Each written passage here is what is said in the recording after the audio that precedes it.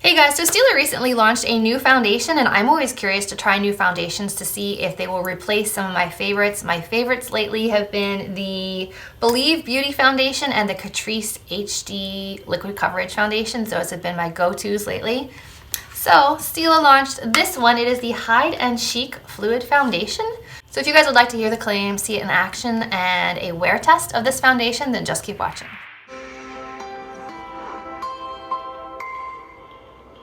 Claims on this box are discreet, undetectable coverage without a heavy weight, light liquid texture, comfortably cushioned with a silky, breathable feel. Skin-loving, nurturing botanicals help energize skin for a healthier looking, more refined, even-toned complexion. Light to medium, buildable coverage, natural satin finish. So, light to medium, I usually like to be in like the medium to medium full coverage range, so that might be good. It says natural satin finish, that is my preference. I'm not really full matte or full dewy, I like somewhere in the middle.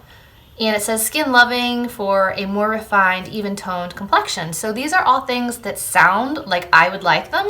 So let's open up the boxes and see what this looks like. Okay, so the packaging looks like this, very chic, very cute. You can see the shade on the very bottom. And I do think that this one's going to be a little bit too dark for me.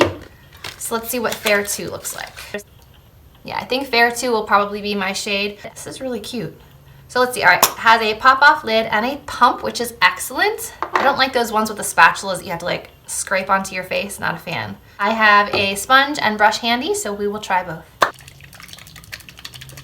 All right, I have shaken well, so I'm just gonna dispense it onto a little palette here and see what we're working with.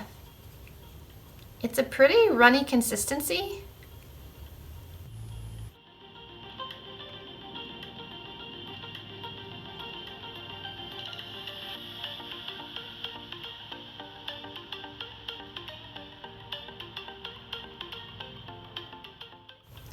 It kind of smells lightly like maple syrup or honey. This is a clean brush, it's not the brush.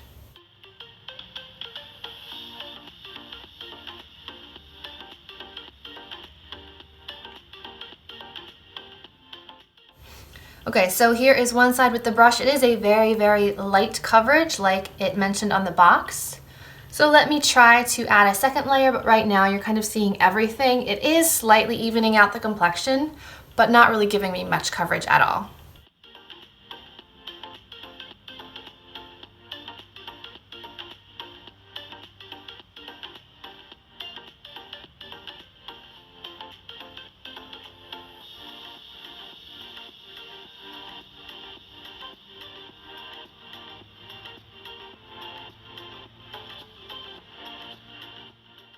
Okay, so here is 2 layers other than the under eye area. I'll save that for concealer. It does look very satin, very natural. It feels very lightweight on the skin. It's not like leaving streak marks. It's a nice thin formula. And I would say this is probably close to medium coverage. So you can definitely see all the redness over here, and over here it's much more even, but still looks natural, which I like. So that's the brush side.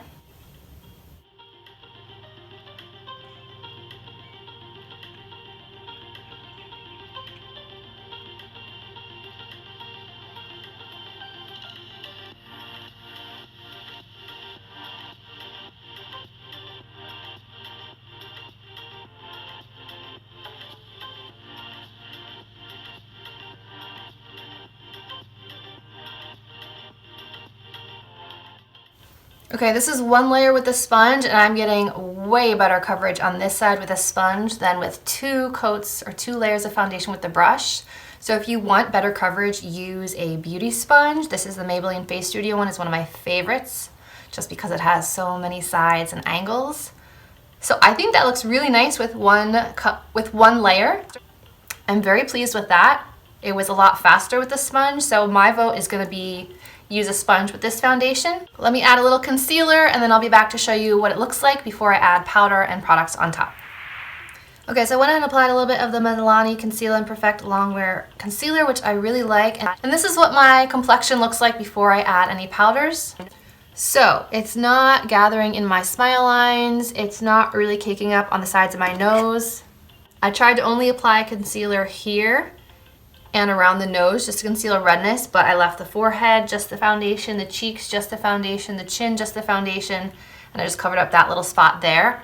So we'll see how this wears during the day. Right now, it looks and feels really nice. It's not making my pores look larger. It's not really filling them in. It's just giving me kind of like a natural satiny finish, and it's very lightweight feeling. If you don't have oily skin, you may not need to set this. I feel like it is already setting down a bit. So it's around 10 o'clock in the morning, so I will do a couple check-ins today, assuming I remember. So here is the initial look. I'll keep you posted. Okay guys, so face makeup is all on top of the Hide and Chic foundation. It's been about an hour and a half since I've applied the foundation. And I am noticing that it is accentuating the lines on my forehead. I'm not sure if you can see that, but they are looking like it's definitely collecting and dispersing, if that makes sense. Like the makeup was there, but now it's been collected and pushed to the sides. There's no makeup in the actual lines themselves. Yes, 30-something problems. You teens and 20-year-olds don't have this problem. But otherwise it looks nice. Like it's still smooth on my face. I have like a hint of glow. Could be the setting spray, could be the foundation, but I already had like a satin skin look before I powdered the foundation. So far it looks good. So I'm gonna call this like the 2-hour check-in. It looks good, but that's the only problem I'm noticing so far. But that problem has been happening more and more every single day that I continue on living. So that's just what it is. So far it looks nice and I like it, so I will keep you guys posted as we go throughout the day. Stay tuned. Hey guys, so it's about 4:30 in the afternoon, so the foundation's been on for over 6 hours, and this is what it's looking like so far. It still looks pretty smooth. Just a little bit of extra shine here and here, but that's pretty typical for my skin tone. I have combination skin, I get oily in the center, dry kind of elsewhere. So I'll let you be the judge. This is what it looks like 6 hours later. Hope you guys enjoyed this first impressions and wear test of the new Stila foundation. If you did, remember to give it a thumbs up, subscribe to my channel, and I'll see you in my next video. Bye guys.